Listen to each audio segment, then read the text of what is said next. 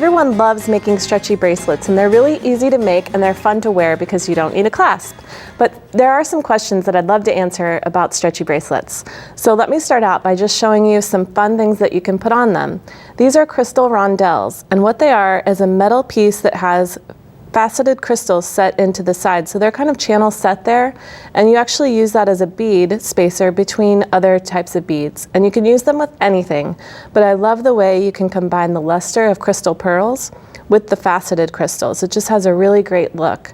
And of course they come in lots of different colors, and they also come in different sizes.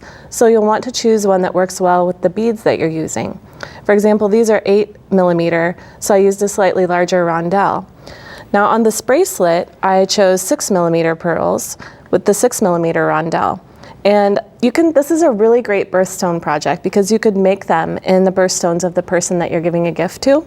You can choose the crystals in their favorite color. They also make great gifts for bridesmaids and bridal parties. So the way that you do it is you make the bracelet as long as you want to. 7.5 inches is a standard length. And I recommend leaving the stretchy cord on the spool so that as you're threading it on, you start out with a rondelle.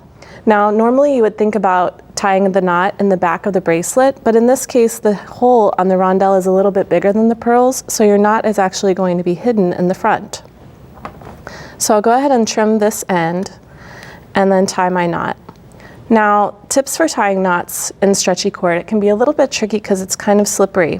So you want to make a square knot, which is just one side over the other. So I did right over left. And now I'll go back the other way, left over right, and I'm going to do a second wrap. So there's one, and then I'll do another where I pass it through the loop again. So that's called a surgeon's knot.